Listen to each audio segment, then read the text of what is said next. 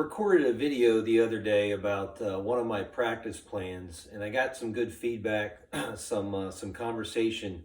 Specifically, talked a little bit about this half field idea. So I thought I'd do another half field, but I thought I'd do it for an older crowd, potentially 12, 13, 14, 15, heck, even high school and college. And truth be told, we would do these things as young as 10 years old. And I think there's such an emphasis these days on developing skills that sometimes the idea of holistic practices get neglected. And a practice is now designed around how do we improve someone's skills instead of how do we teach them the game of baseball.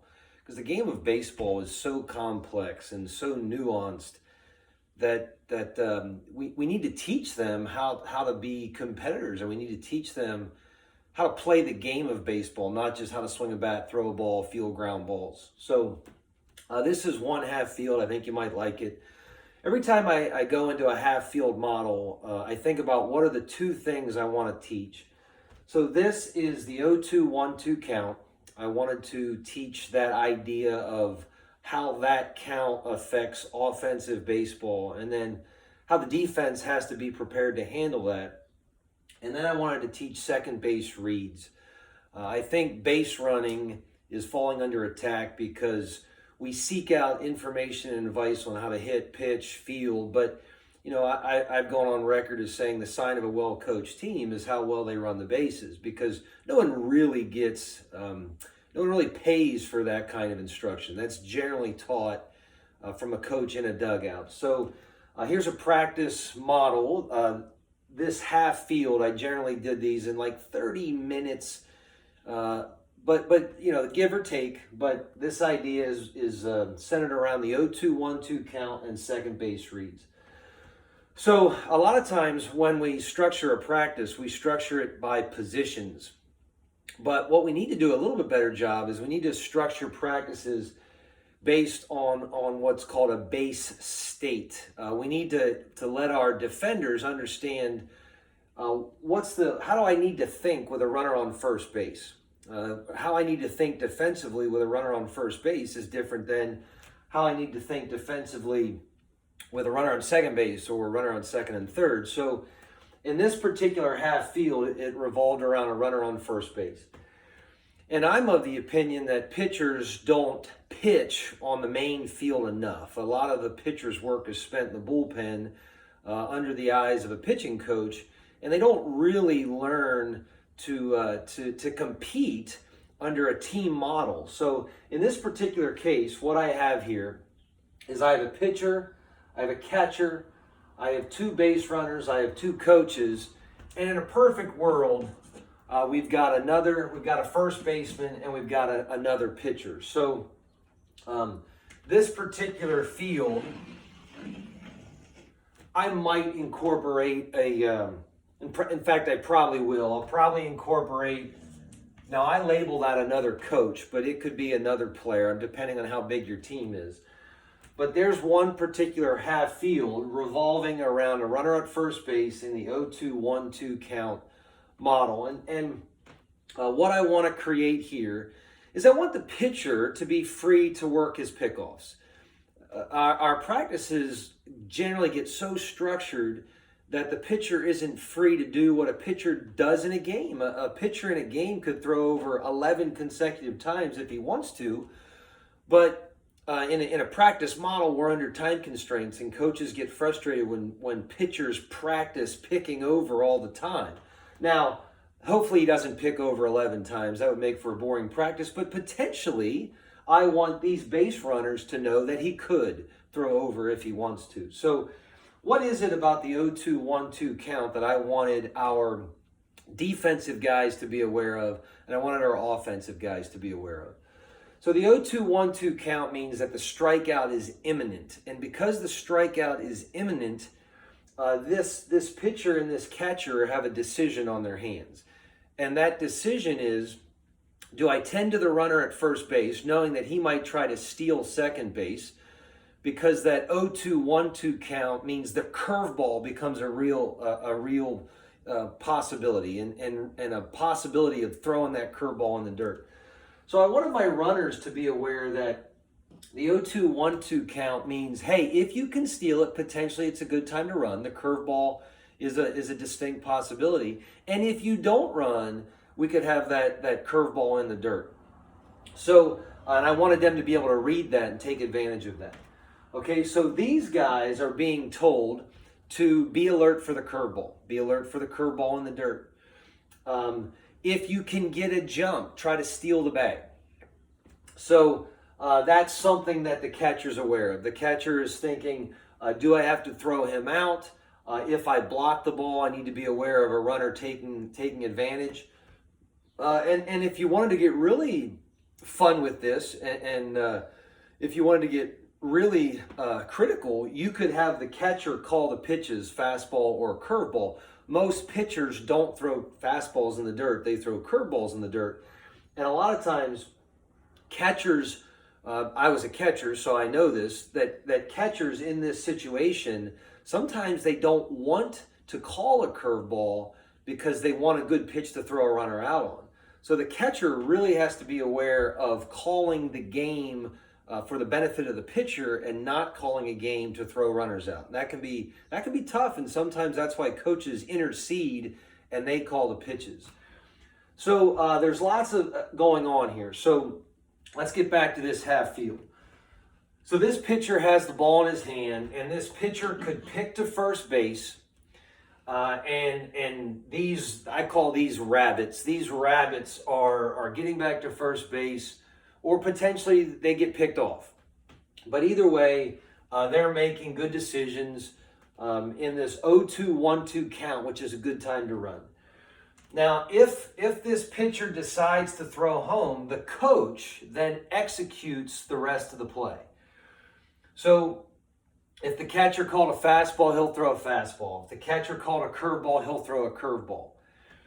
And then these base runners obviously will react to what happened. Now, if they steal, then this catcher obviously has to throw them out. Now, the reason I have a coach sitting here is I have a coach sitting there with a bat in his hands, and because it's an 0-2-1-2 count, so many times our catchers aren't asked to throw runners out with interference. So I would put a coach here with a bat in his hand, and I would have the coach sometimes swing and miss, because I wanted the catcher to understand that throw sometimes has obstruction. And if we have an obstruction, what are we going to do?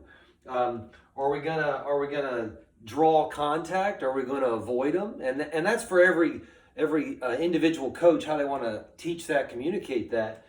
But I like that. I like giving that coach some freedom to do what he wanted, whether to swing and miss, whether to take the pitch. Now, the base runners don't have to run, okay? So we would tell our base runners, hey, if you get a good jump, take advantage of it. But we know that's not always the case, is that just because a steal sign was given doesn't mean you run. If he throws over 3 straight times, and on that 4th time, you're questioning what he's going to do and you get a little bit defensive, we don't necessarily want you to run, especially if you don't get a good jump. So this catcher is constantly reacting to what he sees. It's not just this throw runners out practice model. It's react to what you see based on this 0-2-1-2 count. And I wanted my catchers to be aware that is a common count to run in, that 0-2-1-2 count. I wanted my pitchers to be aware that because it's a common count to run in, you need to control the running game. You need to vary your time to the plate. You need to understand that pitching is more than just velocity, movement, and command. It's controlling the running game too. And I guess in a perfect world, I've got a right-handed pitcher, I've got a left-handed pitcher, varying looks. So many great possibilities with this half field. And again, it's 30 minutes. This coach throwing dirt balls on occasion. The dirt balls more often happen in those when a breaking ball is called. But sometimes they run and the catcher throws, and sometimes they don't run. You can even incorporate a fake steal into this situation if you really want to challenge the catcher. If you incorporate a fake steal, now you put some stress on the first baseman as to the timing of his runner call. So this half field was invaluable for teaching a runner on first base situation, really teaching this 0-2, 1-2 count idea for baseball players. Instead of just, catchers just throw runners out and pitchers just throw pitches. I mean, you really try to create a holistic approach. Now, this second piece to this puzzle was utilizing this field over here, this half field.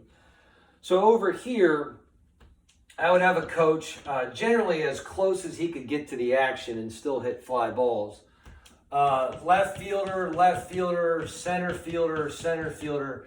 Outfielders get tired, so we had to have volume in the outfield. So there were 2 for each position.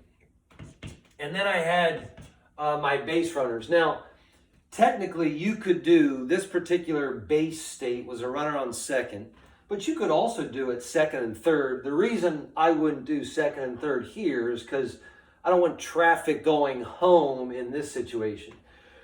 So, man, one of my biggest frustrations as a coach was how players made decisions at second base. And I have my beliefs as to how that should be coached, but many people don't agree with me. Many people, I think, over tag at second base. I'm of the opinion that you shouldn't over tag. But whatever you believe, you can practice a runner at second base. This should be a less than 2 out situation. I would often say that the game within the game with base running is real simple. Get to second base with 2 outs and get to third base with 1 out as often as possible. If you let that kind of rule making drive your decisions, get to second base with 2, get to third base with 1, for the most part, you're going to be a pretty good base runner. So in this situation, all this coach would do is he would hit fungos to the outfield, and then that runner at second base would have to make decisions. Now, every time that you impose a rule on your players, they're asked to sometimes violate that rule. So if I say get to third base with 1 out as often as possible, and that it's a 0 out scenario, and I hit a fly ball to center field, instinctively they're thinking I should go back and tag at some point, and that's good baseball, okay? But one of the rules that we would often say is, hey, if you can see the outfielder's numbers, you can't go back and tag. It might fall, and if it falls and you're back here tagging, potentially you might not score. So you have to read outfielders, and you have to read the speed at which they're traveling. You have to read the trajectory of the ball, all kinds of great practice opportunities for this. But again, I wanted to allow the athlete to have a little bit of freedom to make decisions. So there was a really specific instance where we were a part of recently where it was I'm not sure the outs, but there was a ball hit to deep center field, and the center fielder had his back to the play, and he was running. And the runner, the way I would teach it, would be if he's showing you his numbers, don't be camped out in the bag and tag. Be about 15 feet away. If he catches it, then you could go back, tag, and get to third base. Well, he was camped out on the bag, and when he caught the ball like 390 feet away, he actually scored. And maybe your team would actually coach that. My team wouldn't coach that. And yet, that was a situation where he advanced 2 bases on a tag ball. So it worked out in his favor. So with this particular half field, you've got 2 left fielders, 2 center fielders, you've got 2 base runners, and then you got a coach. This guy here, obviously, some third baseman catching the ball, but it's mostly just about making good reads for the runner at second base, communicating how 0 outs and 1 out are different, what that means.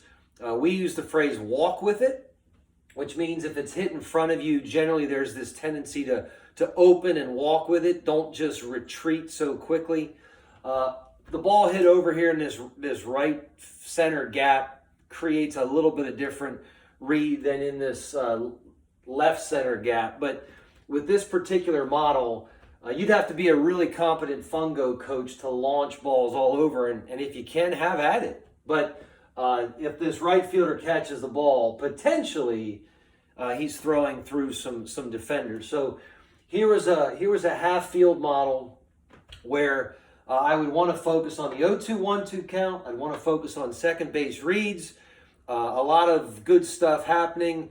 Good stuff over and above just skill-based stuff. Just holistic idea of how do we think the game of baseball, and how do we help our players think the game of baseball, instead of just giving them stuff to do and commenting on their execution.